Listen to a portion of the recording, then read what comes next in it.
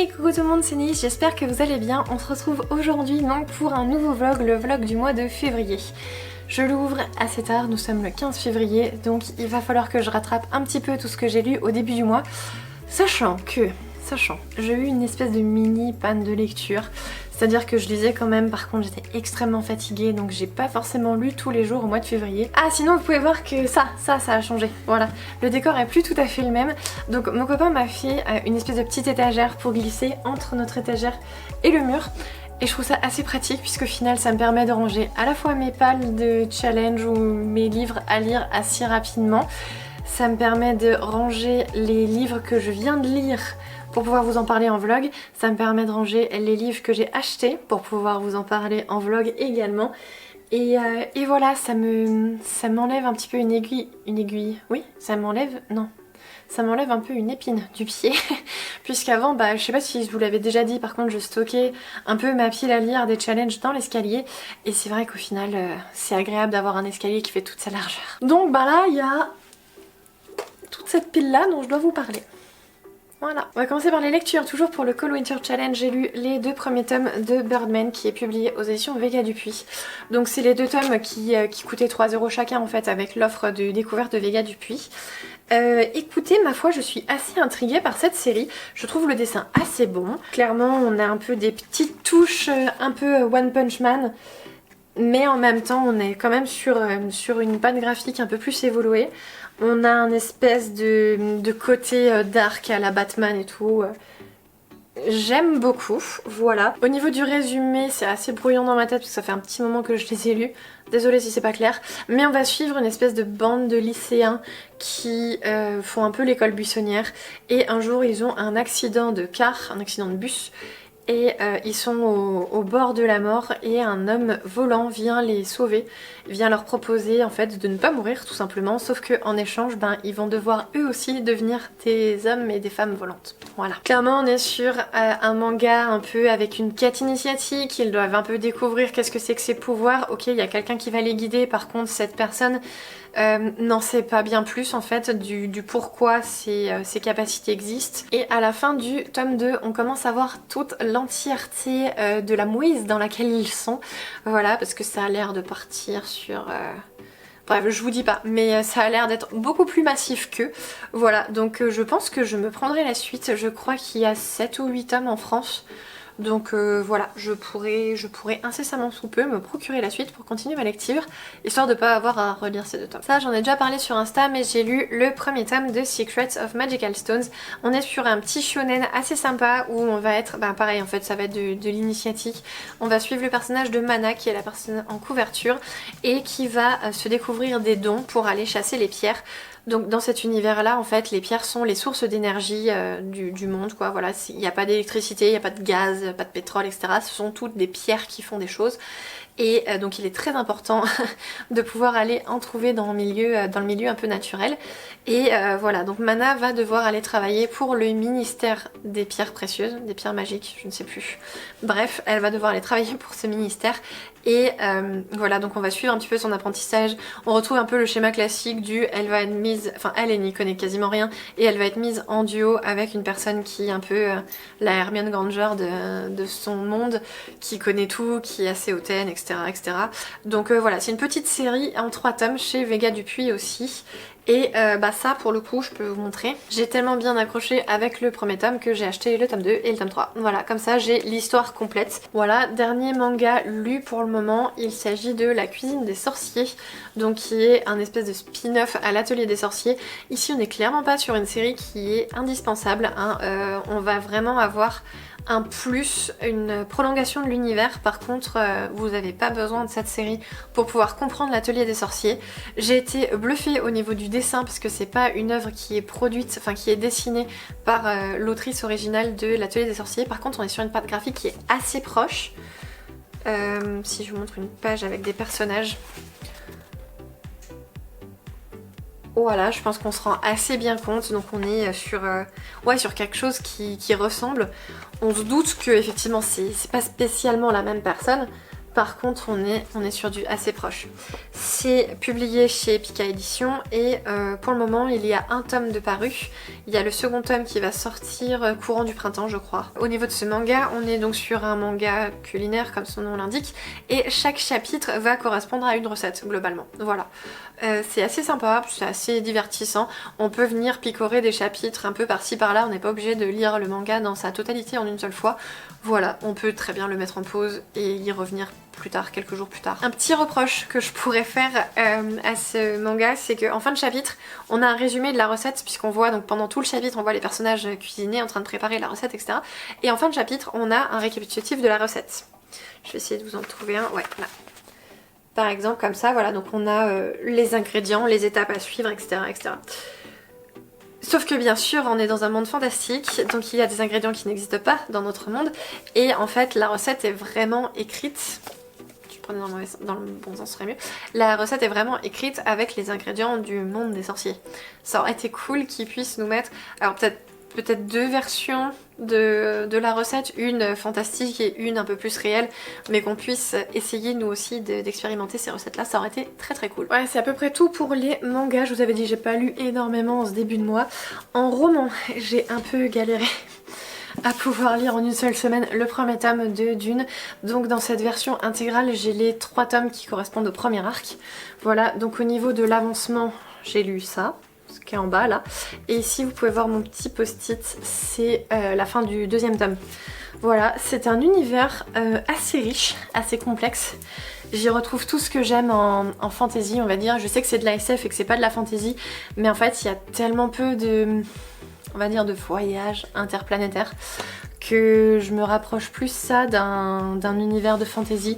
Il y a énormément de politique, de complot, etc. C'est clairement tout ce que j'aime. Le rythme est assez lent hein, au final, donc je peux comprendre que ça ne plaise pas à tout le monde. Après on est sur un récit qui a été écrit dans les années 50, donc on n'est pas sur de l'agressif, du page turner, de l'addictif comme on pourrait produire maintenant. Moi j'ai bien aimé clairement ce côté un peu calme, un peu posé. Alors clairement il se passe des choses qui sont pas du tout calmes et posées, on est d'accord. Par contre voilà, je pense que je vais faire une toute petite pause avant d'attaquer le tome 2, histoire d'avancer un petit peu dans mon compteur de lecture. Parce que si je prends autant de temps pour lire le tome 2 que le tome 1, bah je suis pas sortie du sable. Voilà. Mais c'est pas grave, c'est pas grave. Au final ça m'a pris 2 semaines je crois pour le lire. Oui, puisque j'ai commencé le 2 février. Donc j'ai dû prendre 2 semaines pour le lire. Voilà, mais c'est pas très grave. Ah si, j'ai failli oublier de vous parler d'un comics que j'ai lu cette fois-ci. Il s'agit de Giant Days, donc là c'est le tome 1 en édition intégrale chez Achilleos. Et c'est une série que j'avais découverte pendant le premier confinement. En fait, pendant le premier confinement, BD Fugue nous proposait le tome 1 de certaines séries qui étaient exposées gratuitement. On pouvait les lire pendant 2 jours et tous les 2 jours ça changeait. Donc j'avais lu le premier tome quand ils l'avaient mis dans cette opération-là. Et j'avais bien accroché avec les personnages, etc. Donc du coup, l'été dernier, je crois, je m'étais pris les 3 premiers tomes de l'intégrale. Il y a les tomes 4 et 5 qui ont dû sortir cet automne. Au niveau de l'histoire ici, on va suivre 3 étudiantes qui sont anglaises, donc elles sont sur le campus d'Exeter, bref, l'université connue en Angleterre.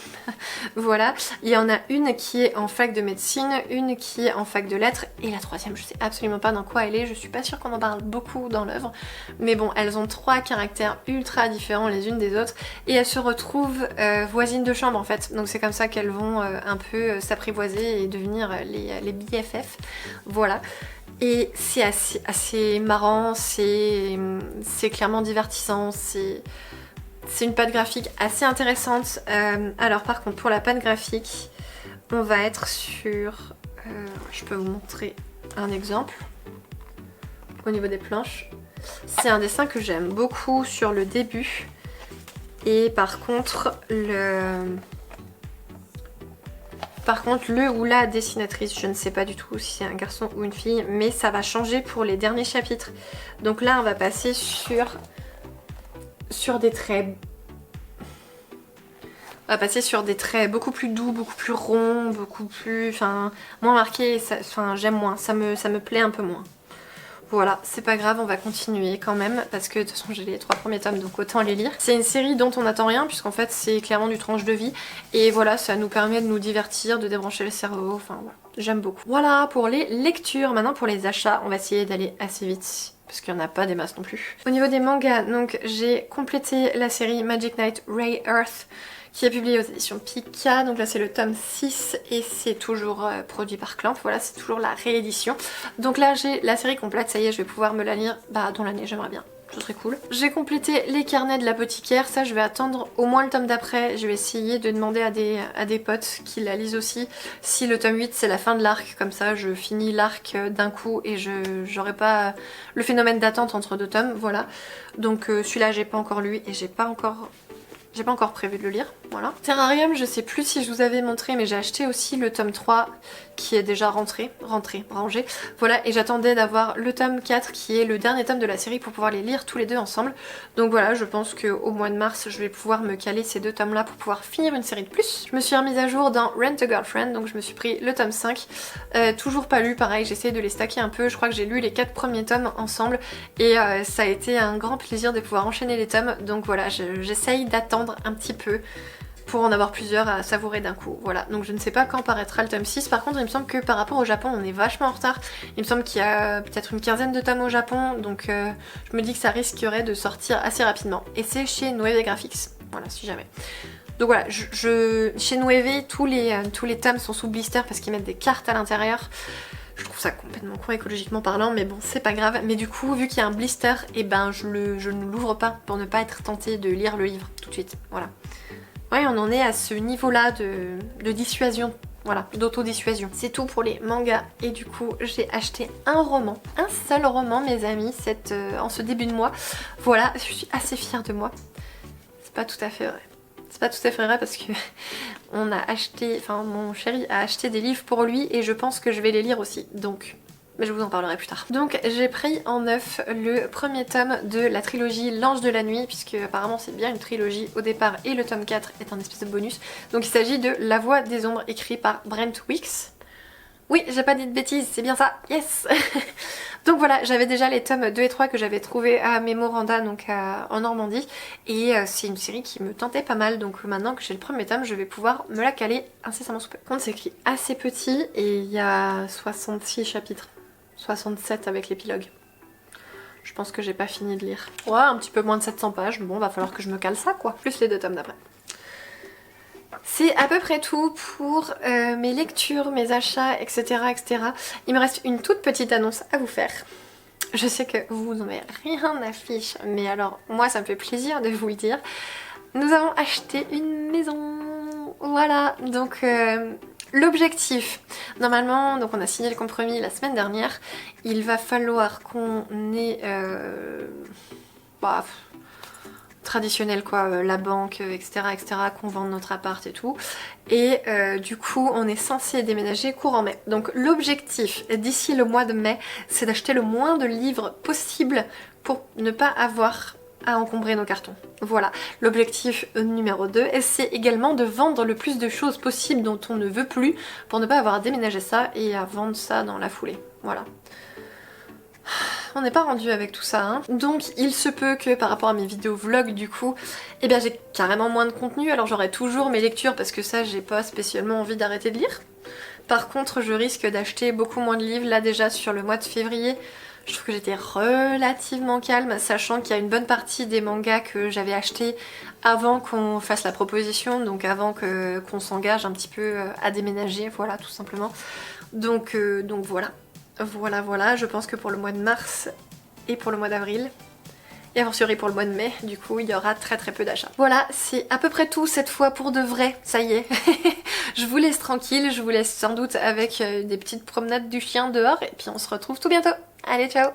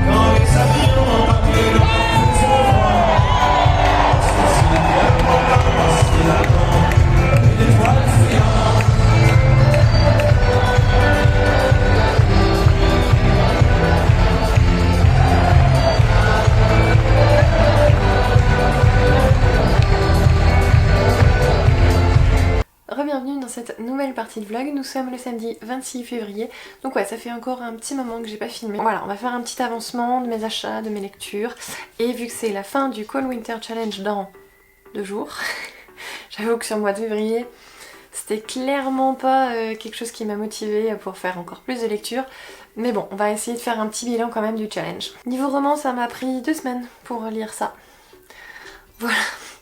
Donc comme je vous disais dans ma vidéo objectif de l'année, je m'étais dit vas-y, si j'avance dans SAO, vu que c'est de la jeunesse, ça ira vite, ça me permettra d'augmenter un petit peu mon quota de livres, voilà, puisque je peux lire un roman par semaine. Clairement, si ça me prend 2 semaines à lire, on n'est pas rendu, on n'est pas sorti du sable.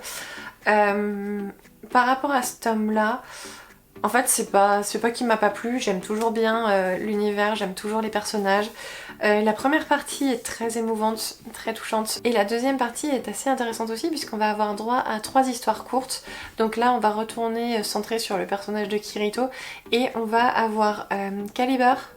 On va avoir une histoire tout au début de SAO, donc qu'est-ce qui se passe dans les quelques heures qui suivent un peu l'annonce de Kayaba. Et on va avoir aussi une autre histoire dans SAO, mais... Ah oui c'est ça, oui c'est aussi dans SAO, mais du coup bah, on fait des liens passé et futur, tout ça. C'est assez prise de tête pour remettre un petit peu les éléments dans la bonne chronologie. Par contre c'est assez intéressant effectivement d'avoir un petit peu ces éléments là. Je me rappelle que la première sous-histoire, elle est présente dans l'animé, mais je sais plus si elle est présente dans la première... Je pense qu'elle est présente dans la première saison. Donc ça veut dire que l'auteur était rendu au moins au tome 8, puisqu'au final, nous en France, on a des agrégations de 2 tomes japonais. Donc l'auteur était déjà rendu au tome 8 quand ils ont commencé la première saison apparemment. Donc voilà pour le roman. En manga, j'ai pas lu grand chose non plus. Je me suis contentée de lire les 2 premiers tomes de My Elder Sister. C'est un manga que j'aime beaucoup, on est sur du tranche de vie. En fait on va suivre un personnage qui s'appelle Yu, un jeune garçon qui a 14 ans. Et ce personnage en fait est orphelin, donc il a perdu ses 2 parents. Et depuis il va se faire trimballer de maison en maison. Sauf que c'est pas vraiment des familles d'accueil puisque ça va être sa famille, ça va être des membres de sa famille. Donc voilà, il va être trimballé d'oncle en tante, en neveu, en cousin, voilà. À chaque fois il a l'impression d'être une gêne pour la famille et à chaque fois il n'y reste pas très longtemps, donc voilà. Ça fait une dizaine d'années qu'il est trimballé de famille en famille et un jour donc son oncle, son bienfaiteur actuel, se fait hospitaliser, donc il va devoir vivre tout seul en attendant le rétablissement de son oncle. Sauf qu'il va pas rester très longtemps tout seul, il va invoquer un démon, voilà la fille en couverture, et ce démon va lui proposer d'exaucer un de ses souhaits en échange de ce qu'il a de plus précieux. Et son souhait à lui, c'est de pas être tout seul, donc il va lui demander d'être sa grande sœur. Voilà, le titre s'explique. On est sur du manga assez rigolo, on est un peu sur du tranche de vie, à part cette histoire un peu fantastique.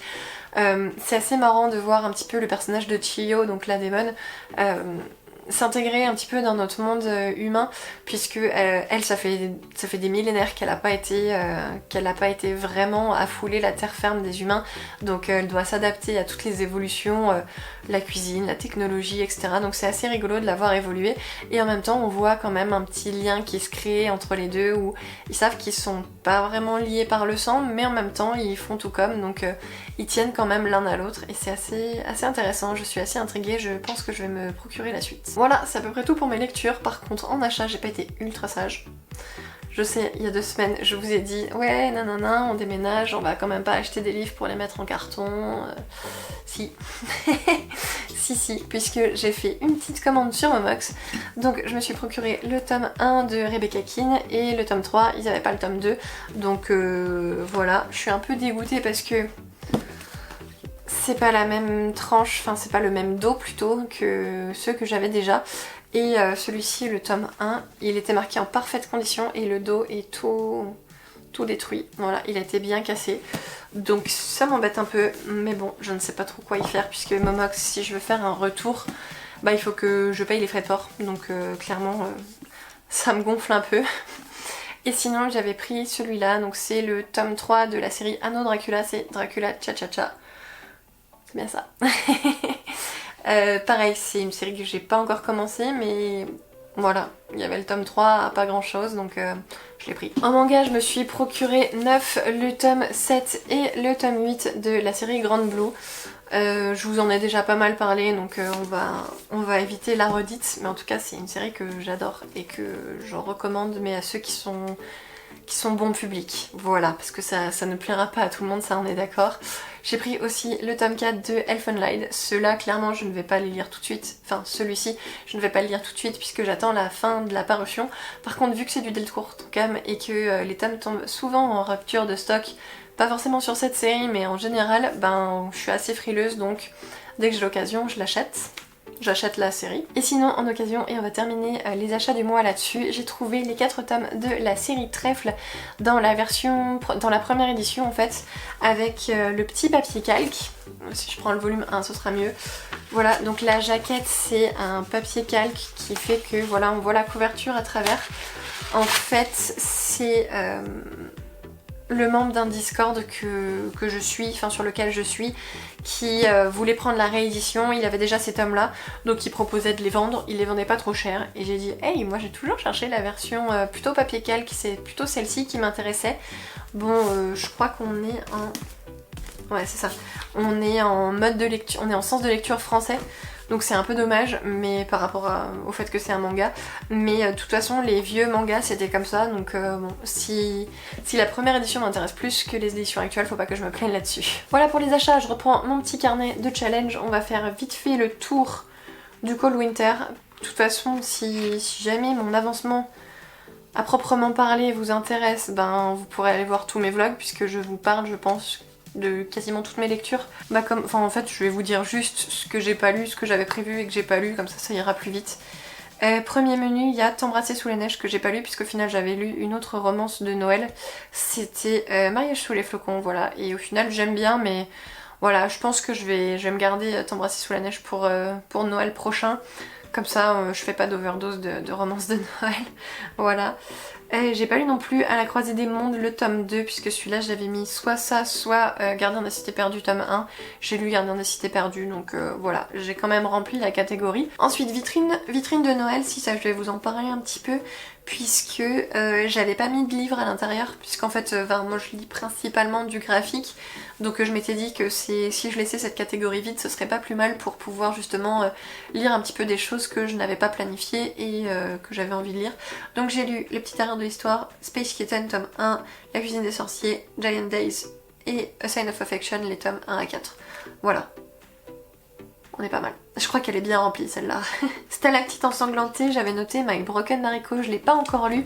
Par contre, j'ai pour objectif de lire les 3 mangas qui me manquent. En tout cas, les 3 mangas qui me manquent et qui me motivent avant la fin du challenge, donc avant lundi soir. Donc ça, on va considérer que c'est fait. Demi-fail sur Père Fouettard avec Wicked, puisque j'en ai lu la moitié.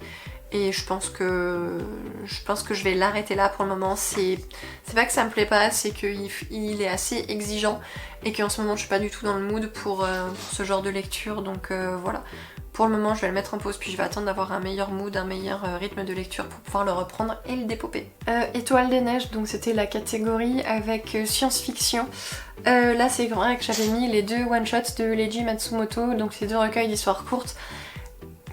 Je vous en avais parlé en décembre je pense, j'avais commencé un des 2 volumes et j'avais lu 4 histoires sur 24. Ça m'avait pas spécialement plu, j'avais pas accroché, j'avais trouvé que c'était assez moyen.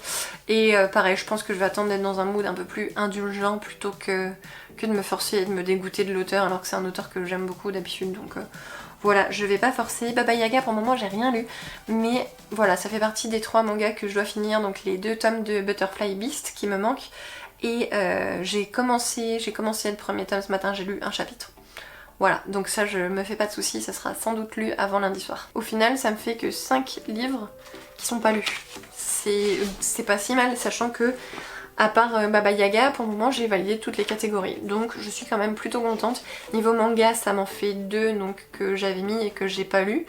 Et niveau roman, ben on va dire 2,5. 2,5, 3, les 3 avec Wicked. Donc c'est pas si mal que ça au final. Je pensais avec mon mois de février complètement catastrophique au niveau lecture être vachement plus larguée que ça. Mais non, j'avais bien dépoté en décembre et en janvier, donc je suis assez contente de mon challenge. Par contre clairement je me rends compte que ça fait 2 fois de suite avec le pumpkin que le dernier mois je suis complètement démotivée et que voilà j'ai pas du tout envie de lire ce que j'avais mis dans ma palle il y a 3 mois. Donc clairement si je refais des challenges aussi longs que ça, déjà je pense que je vais essayer de trouver plutôt des challenges sur un mois, c'est plus simple. C'est plus court donc voilà c'est plus intéressant. Et si jamais je refais des challenges aussi longs, je remplirai pas autant. Comme ça j'aurais terminé le challenge en 1 mois ou en 2 mois et puis comme ça bah je pourrais relire d'autres choses qui sont pas du tout mis dans ma palle. Voilà. Oui, je fais partie de ces rares personnes qui essayent de se tenir à leur pile à lire. Je sais qu'il y a plein de gens sur Booktube qui font des piles à lire et qui finalement lisent autre chose. Moi très clairement, au moins les 2 premiers mois, ouais, j'essaye de pas déroger. À la rigueur je triche un peu avec, comme là avec la vitrine de Noël en fait, où j'avais rien mis à l'intérieur et que j'ai rempli au fur et à mesure. Comme ça je me laisse une catégorie où justement je peux sortir un peu de ma palle. Mais globalement j'essaye de me tenir à ma palle. Voilà, c'est à peu près tout pour moi pour cette fois. Quoi d'autre? Si je peux vous expliquer un petit peu pourquoi j'abandonne la lecture, enfin pourquoi j'ai un rythme aussi catastrophique en ce moment. Et tout simplement parce que j'ai fait la grossière erreur d'installer un MMO sur mon PC. Donc bah en ce moment j'ai plutôt envie d'aller jouer que de lire. Voilà, ça fait hyper longtemps que j'ai pas joué. Je sais que moi en général, déjà je suis assez mauvaise perdante on va dire. Je suis assez mauvaise et quand je trouve un jeu où je suis pas assez réactive, quand je suis pas assez... Enfin je comprends pas ce qui se passe parce que moi il faut... Enfin je comprends vite mais il faut m'expliquer longtemps. Donc voilà, en général je drop les jeux assez vite. Voilà, quand j'essaye de jouer avec mon chéri, il me dit que je suis trop lente, que je suis trop nulle, qu'il doit tout le temps m'attendre, nanana. Donc non, là je suis assez contente, le jeu me plaît pas mal. Je m'en sors pas si mal que ça. Bon pour le moment ça aurait été un RPG normal, ça aurait été pareil. Je vois pas vraiment le côté interaction avec les autres joueurs du fait d'être sur un MMO. Mais voilà, je suis assez contente. J'aime bien mon personnage. Je pense qu'elle est un peu cheatée et c'est pour ça aussi que j'accroche autant avec le jeu parce que ouais, quand clairement je fais des dégâts de zone assez importants, bah ça aide à pas se faire acculer par les ennemis, clairement sinon je serais déjà morte 50 fois mais bon ça on n'en parlera pas. Voilà, donc si jamais ça vous intéresse, bah le jeu c'est Lost Ark, donc voilà c'est assez facile, newbie accepté, clairement je m'en sors assez bien alors que voilà, je vous dis ça fait des années et des années que j'ai pas fait un jeu vidéo quoi, enfin un vrai jeu vidéo parce que les trucs style Candy Crush sur le téléphone ça compte pas. Voilà, donc on verra si en mars je lis toujours aussi peu parce que je suis toujours à fond dans le jeu, ou si finalement j'aurais atteint ma limite et que je serais devenue tellement nulle que voilà mon personnage ne pourra pas compenser et que du coup je vais complètement drop le truc parce que j'aime pas trop perdre et mourir tout le temps. Bon bah cette fois ça y est, je pense que je vous ai tout dit, je vais vous laisser ici, je vous souhaite une agréable semaine, voire pourquoi pas un mois à venir, allez ça va être génial, profitez tous de votre mois de mars, en espérant que ça y est, le printemps arrive enfin parce qu'on en a un peu marre de ne plus voir le soleil, et bah voilà, je vous souhaite que du meilleur, et puis je vous dis à tout bientôt, allez ciao.